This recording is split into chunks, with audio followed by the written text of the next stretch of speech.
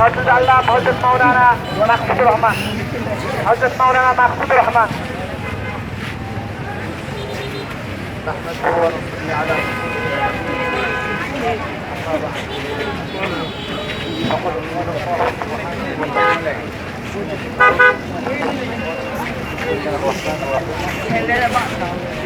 كان آباؤكم وأبناؤكم يقولون وقال رسول الله صلى الله عليه وسلم لا يؤمن أحدكم حتى أكون أحب إليه من والده والناس أجمعين.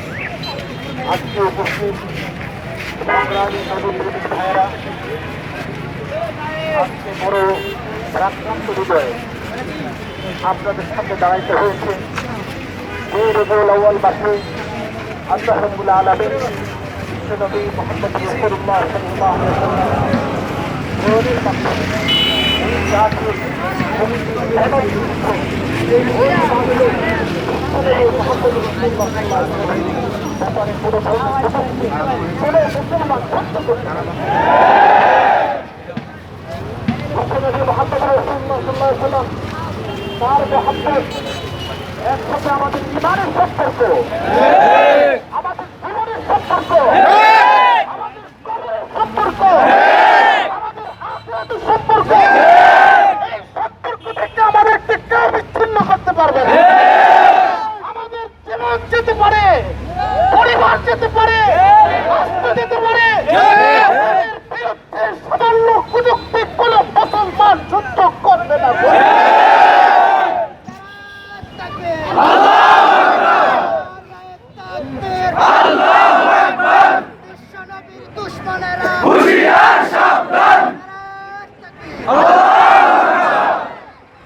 যখন এই অঞ্চলে ইংরেজদের শাসন ছিল, তখন বিশ্ব নবীর বিরুদ্ধে যখন কটূক্তি করা হয়েছে, সমস্ত জুলুম অবিচারকে পিছনে ঠেলে মুসলমানরা এই কটূক্তিকারীর বিরুদ্ধে রুখে দাঁড়িয়েছিল। ইংরেজ সরকার তাদেরকে প্রতিরোধ করতে পারে নাই। ভারত সরকারও কটূক্তিকারীকে বাঁচাইতে পারবে না। এই কটূক্তিকারীর বিচার করুন। যদি বিচার না করেন, মুসলমানরা নিজেদের হাতে বিচার তুলে নেবে। আমরা চাই না বিশৃঙ্খলা হোক, আমরা চাই না রক্তপাত হোক, আমরা চাই না কোন ধরনের অন্যায় হোক। কিন্তু যদি বিচার না হয়, তাহলে মুসলমানরা প্রতিশোধ দিয়েই ছাড়বে।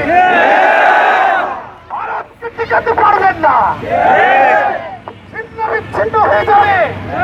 এইভাবে মানুষকে শাসক মুহাম্মদুর রাসূলুল্লাহ টুকরা টুকরা করার অপরাধে সেই রাষ্ট্র টিকে নাই। তৎকালীন পরাশক্তি হওয়া সত্ত্বেও সেই রাষ্ট্র